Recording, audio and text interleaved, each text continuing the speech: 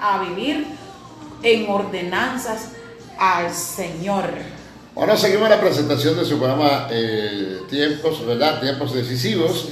Ya estamos de nuevo en la transmisión en vivo, retomamos la transmisión en vivo para nuestros revidentes, así que vamos al resumen bíblico del día de hoy. Aleluya, ¿a cómo estamos hoy? A 2. A 2. Martes 2 del mes de julio del año 2019. Volando, queremos saludar a Cristóbal Castillo, nuestro diputado, que se une a la transmisión ahora, ¿verdad? Recién comenzando la segunda parte. Resumen bíblico, en este caso vamos a estar hablando del libro de los Proverbios y vamos a hablar de sus autores. De sus autores. La tradición antigua dice que no fue una, sino varias personas las que escribieron los Proverbios.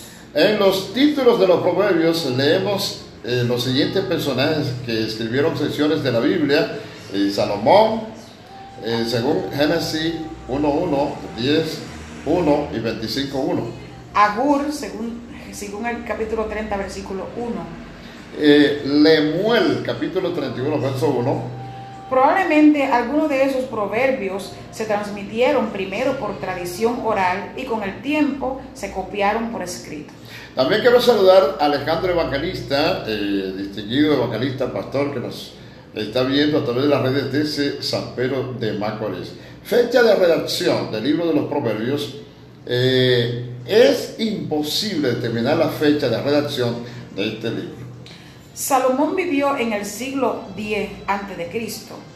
Algunos proverbios fueron copiados o escritos en los tiempos de Ezequías, según 25:1, el cual vivió en el siglo VIII a.C. Los proverbios crecieron durante un largo periodo de la historia judía y su forma definitiva se fijó en fecha desconocida. Hay una palabra clave que se utiliza mucho en el libro de los Proverbios y que ha dominado el mundo durante toda su historia, y es la palabra sabiduría. Sí, todo el mundo sabe que Salomón fue el hombre más sabio de toda la historia. Y el mismo versículo 1 dice que el principio de sabiduría es el temor a Dios. Amén, eso es así. Los versos clave, Proverbios 3, capítulo 3, versículos 5 al 6. Confía en el Señor con todo tu corazón y no te apoyes en tu propio entendimiento. Reconócele en todos tus caminos y Él enderezará tus veredas. Fíjese, pastor, que esa cita, ese versículo clave, conforta y reafirma lo que estábamos hablando ahorita, de que cuando nosotros confiamos en el Señor de todo corazón y no en nuestra propia conciencia, en nuestra propia prudencia, ni en nuestro propio entendimiento, es que entonces vamos a ver su mano obrar. Aleluya. Alabado sea Dios para siempre. Seguimos adorando y glorificando al que vive. Es una música viva. ¿Sabe que me gustaría repetir este versículo clave? Proverbio 3, del 5 al 6. Confía en el Señor con todo tu corazón y no te apoyes en tu propio entendimiento. Reconócele en todos tus caminos y Él enderezará tus veredas. Que la gente se grabe ese versículo bíblico. Me disculpan los que nos estaban escuchando, estaba buscando una música apropiada, que no se saliera de contexto, ¿verdad?, de lo que estamos diciendo.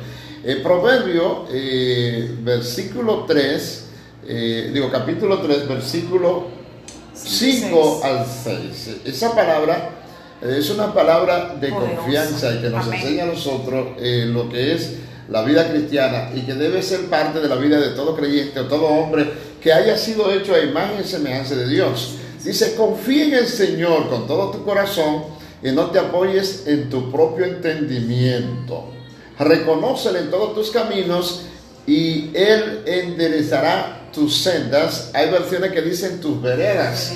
De manera que el hombre o la mujer que reconoce a Dios en todos sus caminos, eso es lo que decíamos ahorita, de darle el primado a Él. Cuando lo reconocemos en todos nuestros caminos, estamos permitiendo que Él es el que sabe. Quizás yo quiero irme por aquí, pero si Él me dice que por allá, yo sé que Él sabe más que yo, porque yo no sé qué hay allí en la esquina, pero Él sí.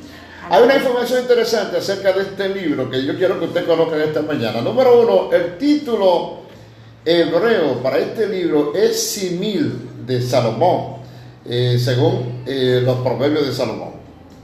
Proverbios es una colección de dichos, o más bien una colección de colecciones.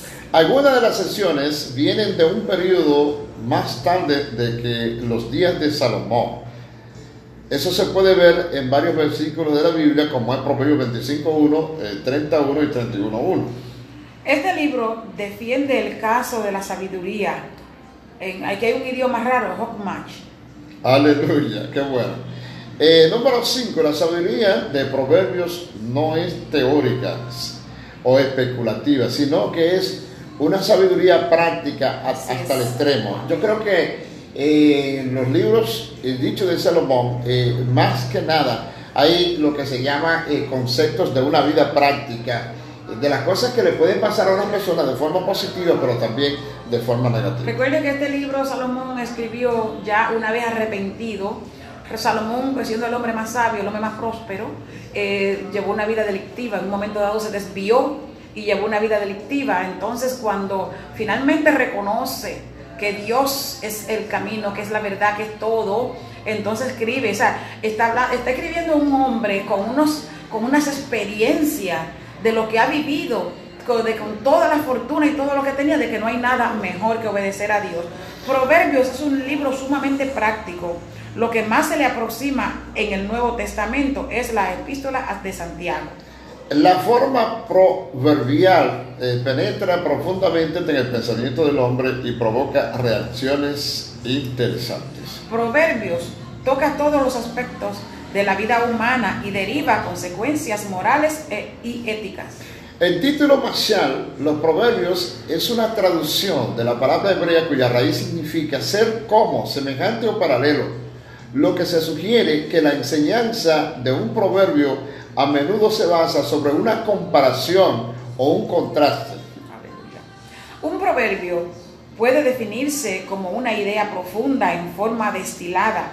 Estas pepitas de verdades en cápsula se usan para dar guía en la conducta moral y espiritual en forma eficaz. Las malas compañías, la inmoralidad, la intemperancia, la murmuración, la falsedad, la ética dudosas en los negocios, la pereza, el egoísmo, son tratados en proverbios con una agudeza, óigame bien, inigualada en la literatura universal.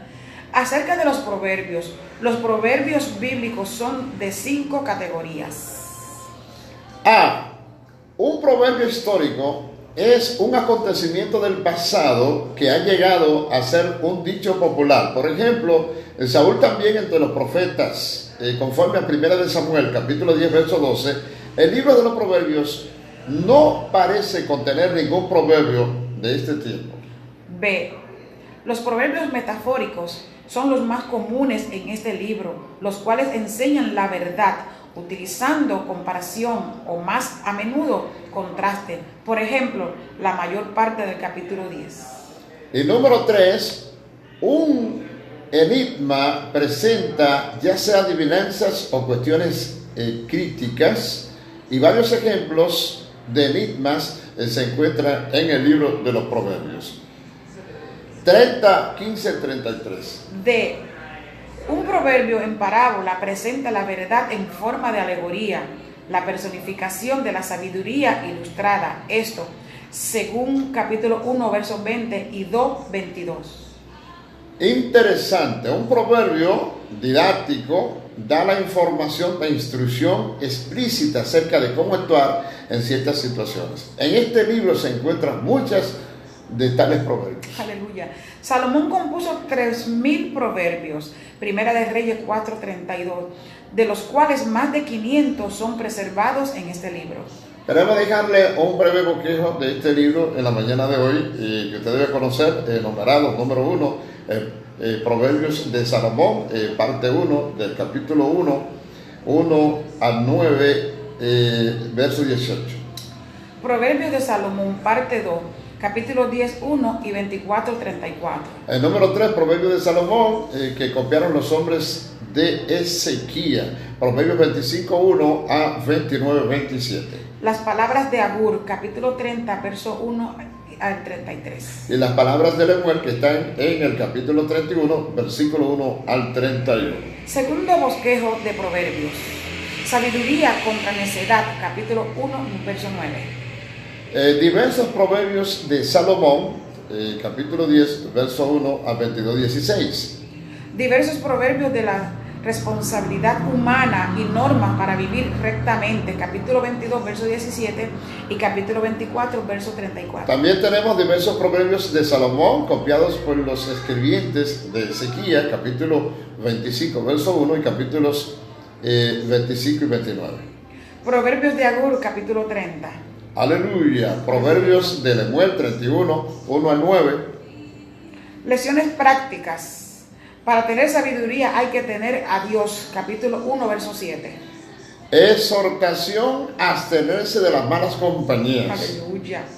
Exhortación a confiar en Dios, capítulo 3, versos 5 al 6. Los malos no prosperan, tal como lo enseña el Salmo 1. Así es, aleluya. Ayuda al prójimo, capítulo 3, verso 28. Oiga, tanta necesidad que hay de ayudar al prójimo. La importancia de guardar el corazón. Inclusive en los proverbios dice el Señor, dame, hijo mío, tu corazón. Amén, y que guarde tu corazón, que de él mana la sabiduría. Aleluya. Exhortación a gozarse con la mujer de tu juventud. Uy, que mucha falta hace esto, pastor, y cuántos problemas se evitarían. Si usted lee el capítulo 6 del libro de los Proverbios, de versículos 6 a 17, dice la palabra que hay 7 cosas que Dios abomina y aborrece. Ahí le estamos dejando para que usted la lea y para que usted conduzca su vida de acuerdo al pronóstico, a lo que Dios ha establecido en su palabra. Amén. La exhortación es que lea el capítulo 6 completito. Guárdelo en su memoria para que ahorita lo vaya a buscar. Lea capítulo 6 de los Proverbios. Eso es así. Lo que hay que hacer para vivir. Capítulo 7, verso 2 y 33. Hay que dejar la conformidad. De eso hablábamos ahorita también, de no ser vago. Dios nos ayuda, nosotros tenemos que hacer la diligencia nuestra, la parte humana, vive Jesús. Consejos para los hijos, capítulo 10, verso 1 y 22, 15 y 22, 6. ¿Cómo debe ser nuestro hablar? Capítulo 12, 18 y 15, verso 1. Oiga, pastor, me encanta esto. Dios nos mira siempre, capítulo 15, verso 3. A veces pensamos, Dios no me está mirando. El pastor tiene este dinerito aquí para ir a pagar la guagua, para ir a pagar esto, para ir a pagar acá. Pero yo tengo una situación que tengo una receta que comprarla, así que yo me lo voy a llevar porque a mí no me está mirando el pastor, ni la esposa, ni los hijos. Yo me lo llevé. Pero Dios nos está mirando siempre, capítulo 15, verso 3. Hay consejos para los hombres también. El libro de los Proverbios está en Proverbios 24, 1 y 28, 24. Y la mujer virtuosa, capítulo 31, del 10 al 31. Ahí da unos grandes detalles de cómo debe ser lo que es una mujer virtuosa. Vive Jesús, una mujer virtuosa viviendo conforme a la voluntad de Dios.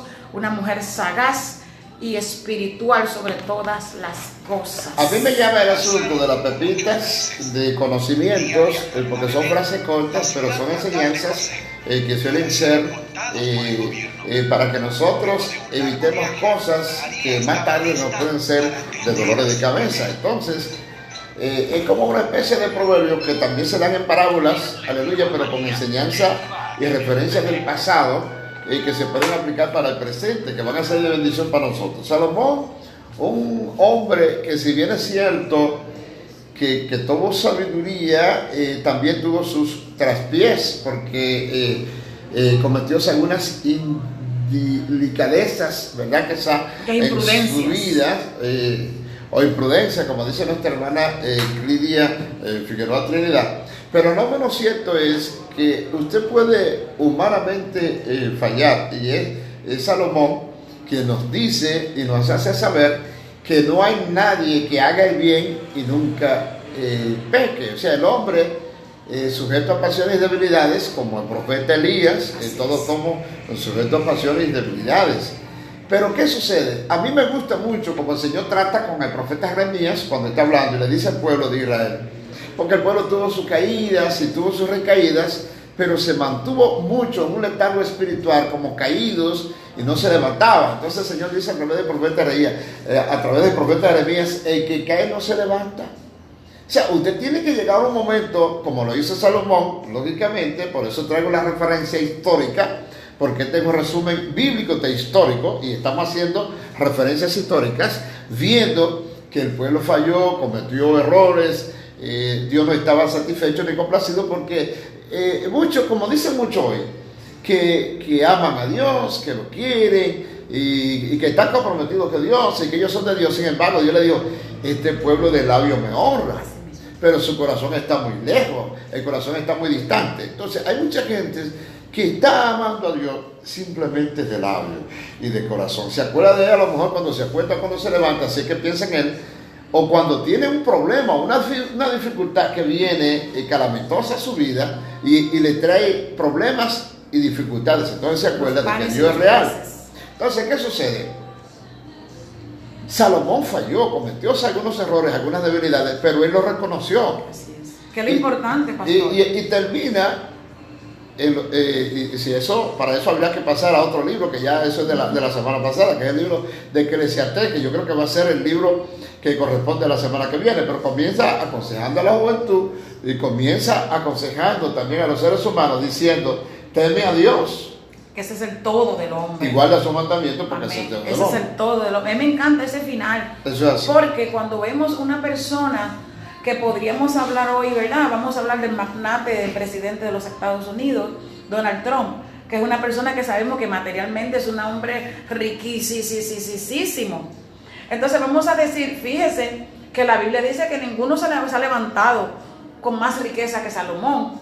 Lo que quiere decir que en cuanto a sabiduría, ninguno de los que nosotros hayamos podido ver en este mundo, dirigiendo el país, un país o los Estados Unidos, Europa, nada, ninguno ha tenido la sabiduría que tuvo Salomón. En cuanto a riqueza, ninguna persona que usted pueda oír mencionar que tiene todos los millones que puede tener en el mundo, nadie ha sido más rico que Salomón. Una persona que se dio con toda su riqueza, con todos sus poderes, para vivir de acuerdo con este mundo. Y finalmente, óigame, Dios que trató con Salomón en su juventud, cuando Salomón siendo un jovencito, habla con Dios, y lo que le pide a Dios, Dios le da lo que él pide y le da más, lo bendice en todos los sentidos de su vida. Un hombre con conocimiento, lo que había visto su padre David, un hombre que se crió y que sabía quién era Dios. Y no solamente conocía la benévola mano de Dios, sino también conocía cómo Dios sabe castigar, cómo Dios sabe reclamar sus derechos, cómo Dios sabe llamar a cuenta, porque Salomón conocía todo esto. Y a pesar de eso, sus ojos se deslizan detrás de las vanidades que le ofrecía el mundo, con tantas cosas que tenía para deleitar su alma, para deleitar su vida, para deleitar la carne. Sin embargo, al final tiene que reconocer, ¿de qué me vale todo esto? Si estoy vacío, si estoy vacía. Pastor, ¿cuántas personas en estos momentos que nos estén escuchando y otros que no nos están escuchando están sumidos en una depresión, sumido en una gran tristeza, sumido en angustia, con familia? Mire, yo escuché en un momento dado el testimonio de Nelson Ned antes de morir, obvio, y cómo era específica y con toda la fama que tenía, en los lugares donde llegaba, cómo lo recibían con todos los honores, cómo él vivía, todas las cosas que tenía a su disposición, cómo las chicas estaban a su disposición. Pero como él mismo explica, cómo su hogar estaba tirado en el piso, cómo su esposa y sus hijos no podían llegar a la casa porque él era un insoportable, un limón, una lima agrio.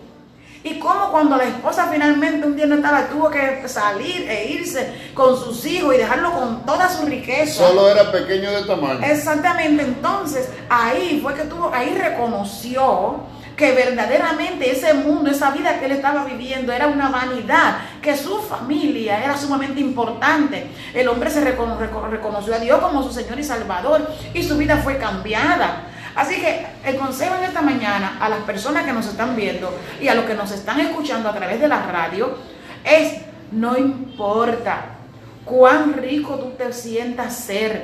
Es verdad que tienes tu fortuna, pues no se te puede quitar, la tiene, pero sobre todas esas cosas, decimos como le dijo el Señor en Apocalipsis, tú dices que eres rico, que te has enriquecido y que de nada tienes necesidad, pero todos tenemos necesidad de Dios. Pero no sabe que eres un desnudo, desventurado, miserable. un miserable. Aleluya. Aún teniendo todo lo que tienes, todo lo material que tienes, si no tienes a Dios. La palabra de Dios dice que debemos hacer tesoro en los cielos, donde la polilla ni el orico rompen. O sea, es importante que la riqueza no sea terrenal, sino que sea nuestra. Y hacemos la salvedad que nosotros no entendemos que la riqueza es mala, claro que no. Óigame, con estos calores que hay, una vida cómoda. Si alguien tiene un par de millones por ahí, nosotros queremos echar un plato allá, que venga y nos facilite un dinerito de ese. No, pues mire, usted está tirando para su plato y gloria, de mi iglesia, donde yo me congrego también, pero entonces yo también voy a abrir las puertas. Yo tengo ya todos los papeles legalizados para la fundación, tengo todos los documentos de la fundación, la tengo ahora.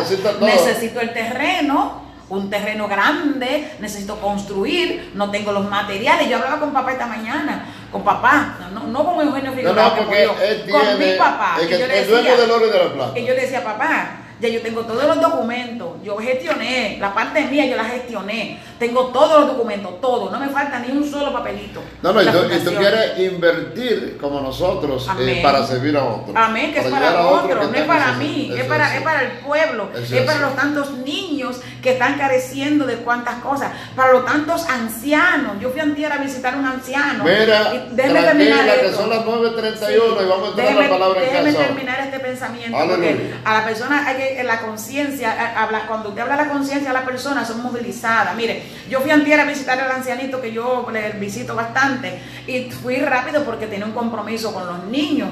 Entonces él se estaba sentando ya en su camita, que vive solito, 94 años, y me dice, y te vas a ir, y yo aquí solito, yo necesito hablar con alguien. Y yo me fui llorando porque yo tenía otro compromiso y tenía que irme. Yo me fui llorando y yo hablaba con papá esta mañana y yo le decía, son tantos los ancianos, son tantas las necesidades que tenemos en República Dominicana, donde casi a nadie les importa. Aleluya. Así que si usted tiene un terreno, llámeme. Dichoso y bienaventurado a que el Señor le pone a alguien para que comparta, ¿verdad? Que si usted le tiende sus manos en los momentos de aflicción de su vida. Amén. Este es un buen medio para yo hablar de esas necesidades, porque la palabra dice que uno tiene que hablar, y que no habla no se escucha. Bueno, yo invito a los amigos que nos escuchan a través de la 107.9 y a la gente que nos está viendo hoy en las redes sociales, a que vaya con nosotros de inmediato, a aprovechar los minutos que nos quedan para hablar la palabra de Dios, que comenzamos hablando en Isaías en el capítulo 1 y comentamos hasta el 2, pero nos quedamos ahí donde el Señor llama y dice: oí cielo y escucha tierra, porque habla Jehová tu Dios, crié hijos y los engrandecí y ellos se rebelaron contra mí. Dice que el buey conoce a su dueño y el asno conoce el pesebre de su señor, pero Israel no entiende, mi pueblo no conoce a Dios, como que no tenía conocimiento. Entonces queremos resaltar hoy sobre todo esta parte que dice: oh gente pecadora, pueblo cargado de maldad, generación de malignos, hijos depravados, dejaron al Señor, a Jehová, y provocaron a ir al Santo de Israel y se volvieron atrás. Y eso es terrible, porque cuando llegamos al versículo 5 y 6, Lidia, tú puedes leerlo, es fuerte lo que Dios dice ahí. ¿Para qué habéis de ser castigados aún? ¿Todavía os rebelaréis? Toda cabeza está enferma y todo corazón doliente. Desde la planta del pie hasta la cabeza no hay en él cosa sana, sino herida, hinchazón y podrida llaga. No están curadas, ni vendadas, ni suavizadas con aceite. Agregamos el versículo 7 que dice: vuestra tierra está destruida y vuestras ciudades están puestas a fuego, y vuestra tierra delante de vosotros comida de extranjeros, aleluya, y asolada con asolamiento de extraños. ¡Wow! Y queda la hija de Sión como cobertizo de viñedo y como choza de melonar. como ciudad asolada. Aleluya. Hay una situación que se está dando y que se dio, que no es nueva, porque se dio en el pueblo de Israel. O sea, Dios llamó al pueblo para que fuese testigo de su grandeza y su majestad y de la obra que le había hecho en medio de ese pueblo, para testificar a las naciones que hay un Dios grande, que es poderoso y lo que puede hacer con su gente. ¿Sabes? Sí. Perdóneme que le interrumpa, pero yo leí, estamos leyendo esta porción y llega a mi mente, yo veo como Dios con tristeza en su corazón, Aleluya, con angustia, presentándole a su pueblo, a su amado pueblo, a quien Él creó, a quien Él crió, no solamente los hizo, que hablamos esto la semana pasada, sino que los creó y los ha criado, que ha tenido cuidado de ellos. Yo quiero saludar a un primo tuyo que se llama Danilo Trinidad, que está ahí viéndonos en esta hermosa. Bueno, los Trinidad somos muchos y es posible que seamos todos. Pero seguimos aquí, Lidia, con lo que tú estás diciendo, es tremendo lo que queremos ver. Exactamente, la tristeza de Dios al ver que no hay una razón, porque a veces nosotros, los seres humanos, cometemos un acto malo, una mala acción con nuestra familia, quizás yo con mi esposo tengo un mal comportamiento y pues él determina irse y dejarme. Y en un momento dado, pues en el supuesto caso que tuviera esposo. Exactamente, entonces más adelante yo recapacito cuando veo la ausencia, cuando extraño a mi esposo, caramba, yo me lo busqué. Entonces que yo recapacito, pero este pueblo, o sea, yo entiendo, pero Dios, por más que busque, Dios no tiene que buscar porque eres Dios. Por más que nosotros busquemos, no vamos a encontrar en Dios daño alguno para la humanidad, para que nos comportemos de esta manera. O sea, tiene un pueblo al cual Él creó, porque nadie nació por voluntad propia. Dios nos creó a todos. Tiene este pueblo, está hablando del pueblo de Israel, les ha provisto de todo cuanto necesitan, los tiene como a las niñas de sus ojos, y ellos siempre buscando hacia atrás como el cangrejo. No solamente los tenía a ellos como la niña de sus ojos, sino que se lo dijo. Exactamente, son su especial tesoro. Aleluya. Los ha cubierto, creo que en el capítulo 6, no recuerdo si es en este mismo capítulo, donde dice en esta porción de la palabra, que los ha cercado, le puso una viña y los ha cercado para que no sean lastimados, para que nadie le pueda hacer ningún tipo de daño. Lo labró, lo cultivó, lo cuidó, los protegió. Como usted tener un hijo que dio lo mejor de él, lo puso en los mejores colegios, le puso empleadas en su casa para que ese niño no tuviera ni que lavarse la cabeza, le puso un chofer para que ese niño no tuviera que caminar a pie de aquí a allí, sino que fueran, lo llevaran a la universidad, para que ese niño cuando llegara tuviera toda su comida y toda su cosa hecha como un rey. Hay un principio que nosotros conocemos y que se domina mucho en el mundo, que dice que lo que a nada nos cuesta, hagámosle fiesta. Y la gente le hace fiesta, la gente tiene como que hay que dejarlo que escale peldaños, y si llega a la cima, que lo haga rascándose las uñas, porque la gente no le da valor cuando las cosas se le ponen toditas ahí fácilmente. Amén, amén. Por eso también a veces nosotros los padres somos responsables, porque criamos a los niños como si fueran una motita blanca que no se puede tocar, y a los niños también hay que enseñarles el valor del dinero y el valor de las cosas. Pero vamos a lo que vinimos, querida. Dice en la palabra que el Señor crió hijos y lo engrandeció, y ellos se rebelaron contra Él porque no guardaron su palabra, le dieron la espalda y no vivieron de acuerdo a sus mandamientos. Amén. Y para ir al 3, dice que el buey conoce a su dueño y el asno no conoce el pesebre de su Señor.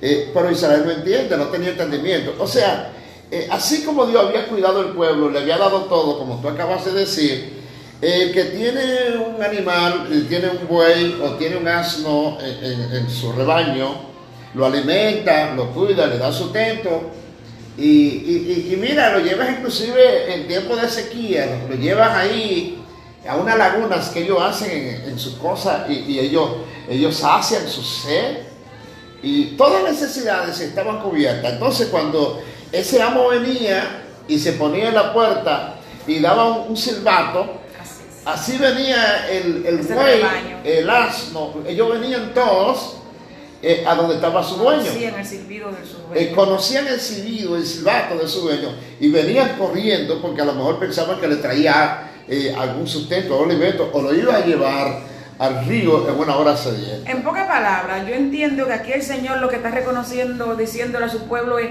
esos animales que no tienen raciocinio son más agradecidos. Y más astuto, y más inteligente, sí, más agradecido, y más sabio, sí. Más agradecido, pastor. Sí. Le está diciendo, ustedes son más malos agradecidos que aún esos animales. Que esos animales lo que les importa es la hierba, tomarse su agua cuando tienen sed.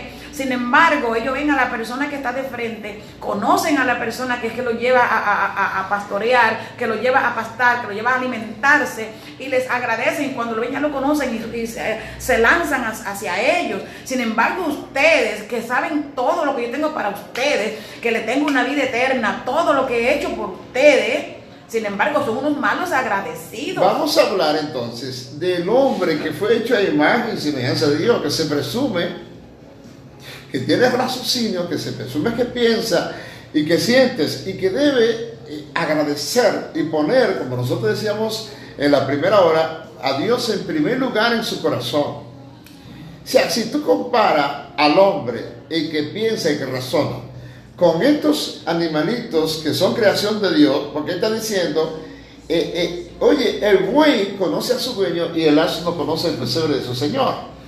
Pero ¿qué pasa con mi gente? ¿Qué pasa con los míos? Con lo que yo hice a imagen y semejanza. ¿Qué pasa con mi pueblo?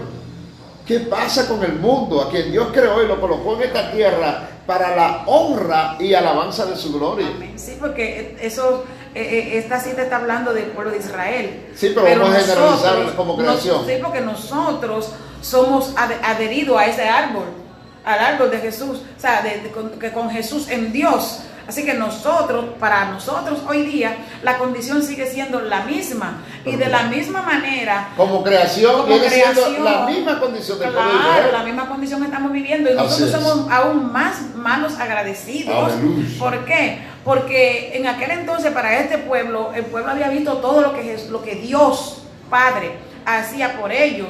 Pero nosotros hemos visto más. Nosotros no vimos con nuestros ojos, pero nosotros sabemos aún más que Jesús, el Hijo de Dios, murió por nosotros. O sea, tenemos la información, tenemos la enseñanza. Exactamente. El camino está abierto de parte de Dios a través de Jesús.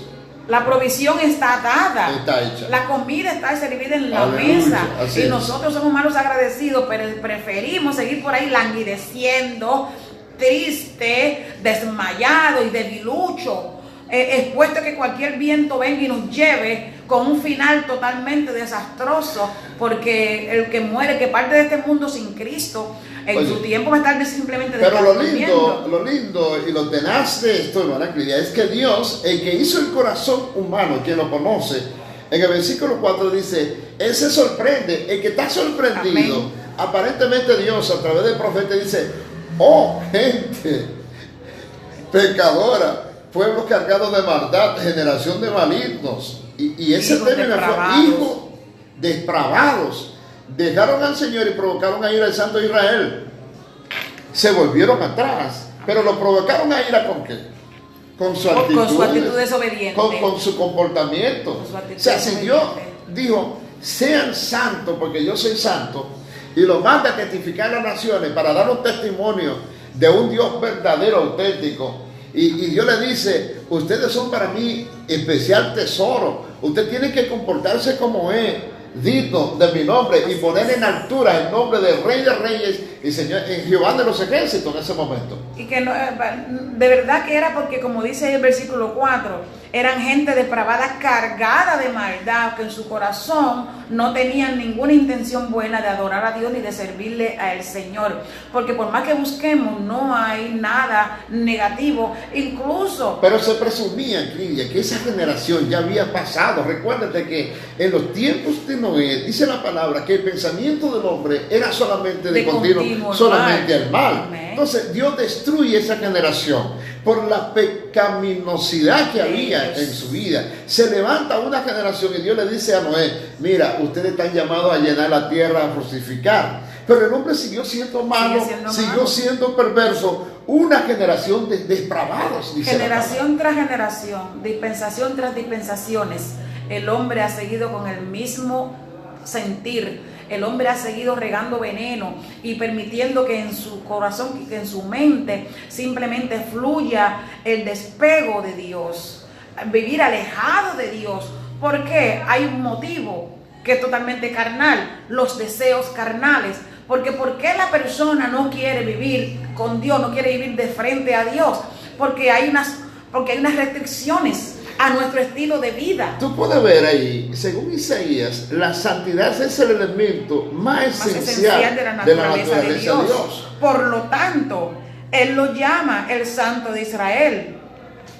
Oye, pero si ustedes saben que le sirven al Santo de Israel, Él lo llamará el Santo de Israel. Aleluya. O sea, no le está llamando cualquier cosa, les llamará, Dios está tratando con ellos. Por eso le digo, pastor, y todo lo que el Señor nos pide es una vida, no vivir una vida delictiva, porque una vida lo que dice el versículo es que ellos dejaron al Señor y le provocaron, provocaron a ir aquí al Santo de Israel. Provocaron a ir al Santo de Israel. Provocaron a ir al Santo de Israel. Pero ¿cómo se provoca a ir al Santo? Haciendo todo lo que la carne quiere. Como dice Santiago, cuando somos atraídos y seducidos por esa concupiscencia que está en uno, entonces prefiere los deleites de la carne, que pastor, son lo que están, hay una gran parte, eso es un gran punto de lo que está, de lo que a través de todos los tiempos ha hecho que el hombre viva de espaldas a Dios, vivir alimentando los deseos de la carne, ignorando que la palabra misma dice que el que se hace amigo del mundo se constituye en enemigo de Dios. ¿Por qué? Porque la relación de Dios lo macha, aunque el mundo Dios lo creó, pero no lo creó para que estuviese como está. Este mundo no fue creado para vivir en el desastre en que vive. Por lo tanto, la persona que decide por vivir agradando a Dios tiene que vivir, aunque vivamos en este mundo, de espaldas a todas esas cosas que nos llaman la atención. Hay deseos. Un día de esto vamos a tratar en la casa y también aquí en el programa. Hay deseos que Dios quiere que se satisfazcan, pero dentro de sus planes y de su voluntad. Es tan así que mucha gente que están en la iglesia y que son hombres y mujeres de Dios, le han dado su espalda a Dios. Oye bien, ¿en qué sentido? Porque Dios, por ejemplo, crea al hombre y le da un don inigualable, el único que une a dos personas en una sola carne. Amén. Dice la palabra que el hombre dejaría a su padre y su madre, se une a su mujer y son una sola carne. ¿A través de qué? A través de la intimidad sexual. Amén. Entonces, Dios te dice en el libro de los Corintios, que no es parte del tema, pero es para que la gente vea cómo la gente desobedece a Dios. Entonces, Dios te dice, mire, eso es tan delicado. La relación que ustedes tienen como pareja es tan delicada que tienen que satisfacerse uno a otro. Amén. Y si ustedes, aleluya, van a negarse, tiene que ser de mutuo acuerdo. Así es. Tiene que ser por un rato. Que por ya, un momento. Ya eso no es negarse, ya eso es ponerse de acuerdo. Eso es ponerse de acuerdo para ir a una oración. Para ocuparse de lo que es de la obra. En la oración.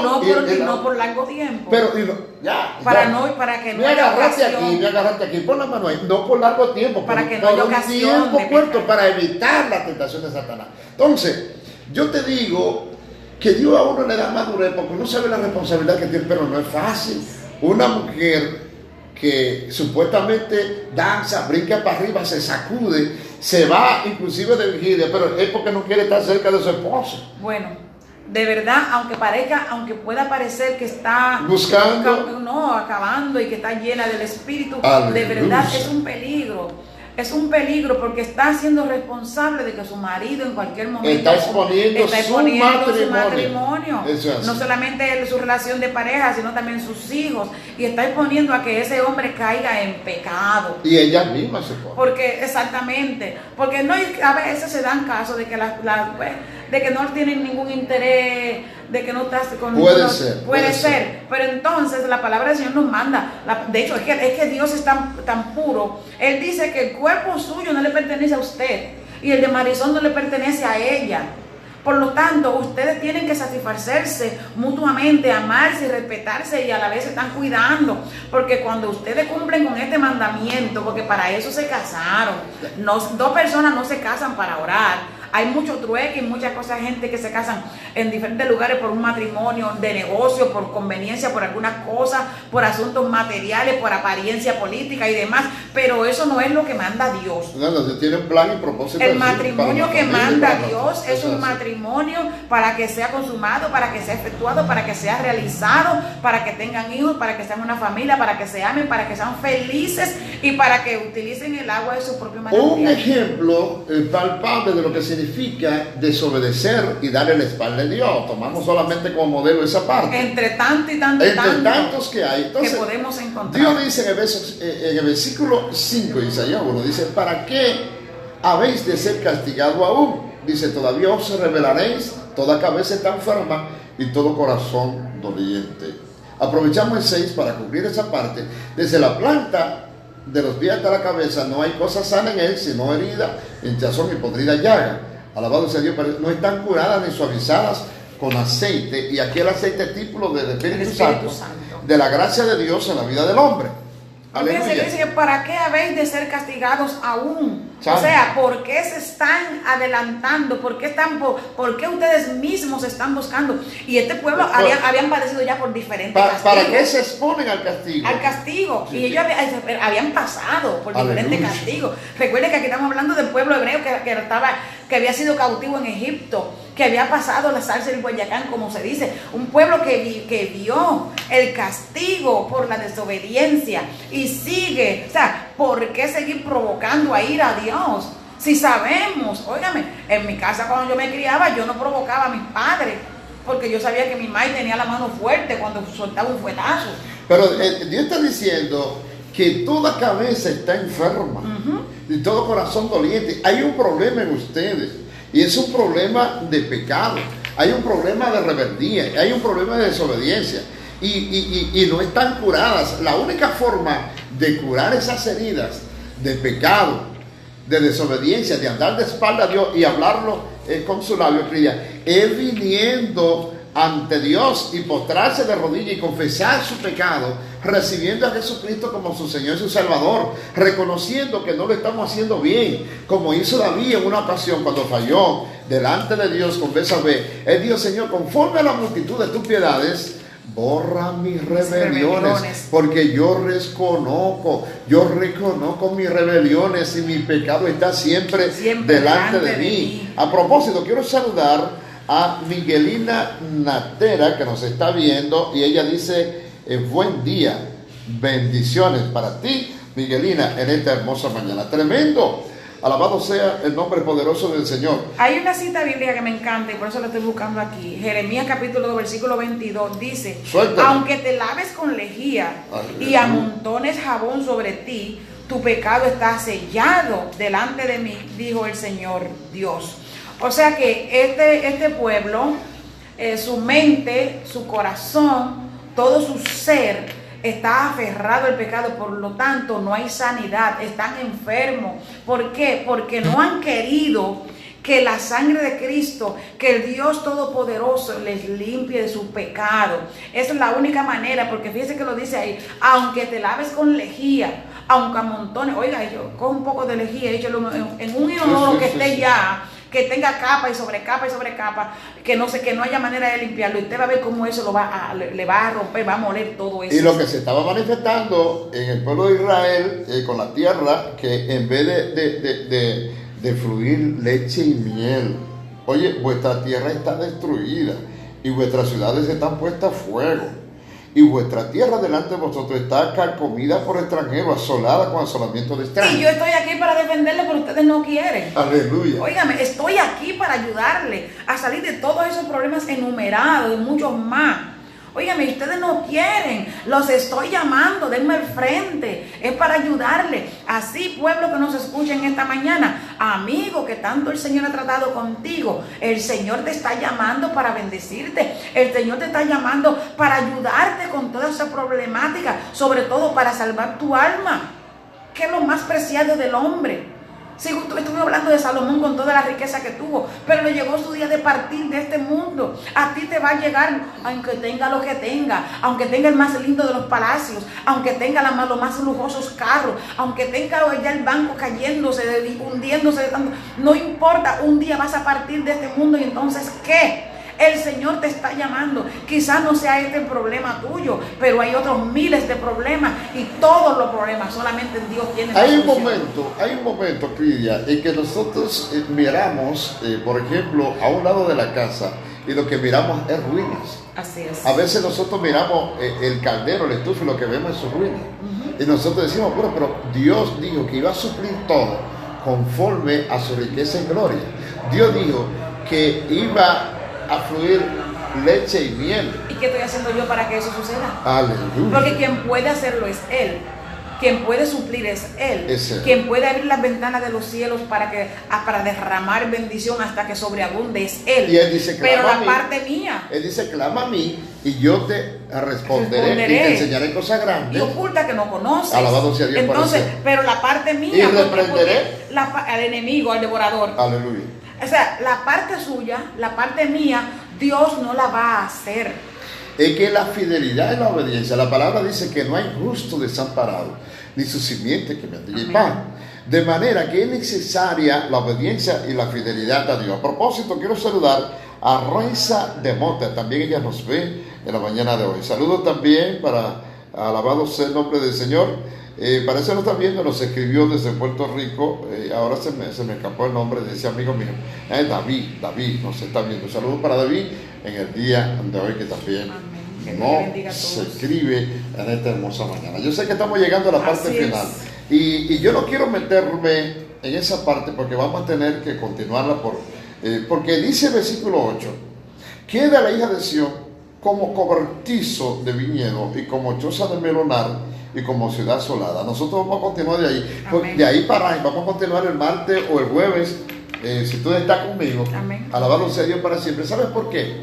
Porque hay una razón. Tú decías que aunque se lave con lejía y a montones jabón sobre ti, la mancha del pecado permanecerá sellado delante de entonces, Dios. ¿qué es lo que me gusta de No eso? hay manera. Que no lo mencioné libremente, sino que ahí mismo, en el capítulo 1, versículo 16, el Señor dice cómo que hay que hacerlo para limpiar su pecado, cómo es que hay que hacerlo para buscar limpieza, alabado sea Dios para siempre, y también conseguir el favor de Dios en tu vida. Dice, lavaos y limpiaos, quitar la iniquidad santo eres Señor delante de mis ojos, y aprendan a hacer el bien, restituyan al agraviado.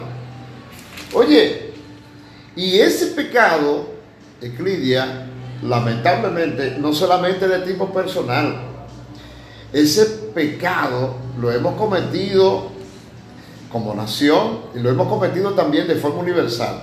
Porque cuando yo oigo que en la nación dominicana la gente que nos agravió, la gente que nos defraudó, que nosotros lo pusimos para que nos dirijan como nación, aleluya, para que sean ellos nuestras autoridades, y ellos acapararon todo. Son los que nos han pisoteado, nos están pisoteando. Nos han pisoteado. Y si Dios nos pone su mano y nos abre los ojos para que sepamos elegir, nos van a seguir pisoteando. Entonces, ¿qué dice la palabra? Que hay que restituir al agraviado.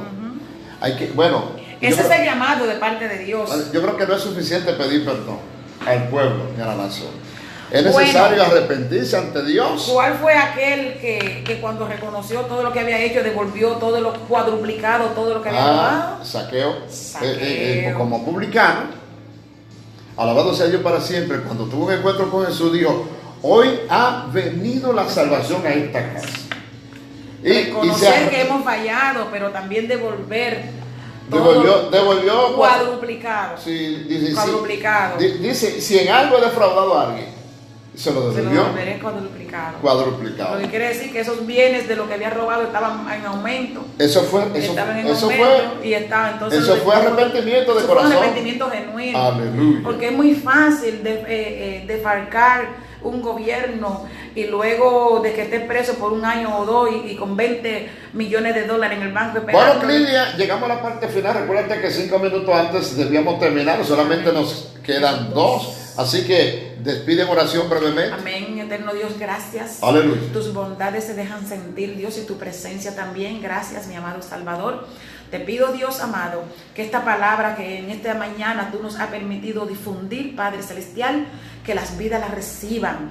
Padre Celestial, que sea una enseñanza en los hogares, Padre, y que las vidas, Señor, las practiquen, pongan en práctica la enseñanza tuya y sus vidas sean transformadas por el poder de tu Santo Espíritu. Que las vidas se conviertan a ti, Señor, para que sean totalmente nuevas criaturas en Cristo. Gracias, Padre, en el nombre de Jesús. Bueno, de esta forma, señoras y señores, llegamos a la parte final de su programa Tiempos Decisivos, invitándolo para el próximo martes y el próximo jueves, cuando estaremos nuevamente en la presentación de un programa similar. Amén. Así que hoy le hicieron compañía Clidia Figueroa Trinidad y un servidor, el pastor Johan de Lorenzo Morales. Dios les Así bendiga. que cuídese mucho. Amén. Escuchó mi corazón.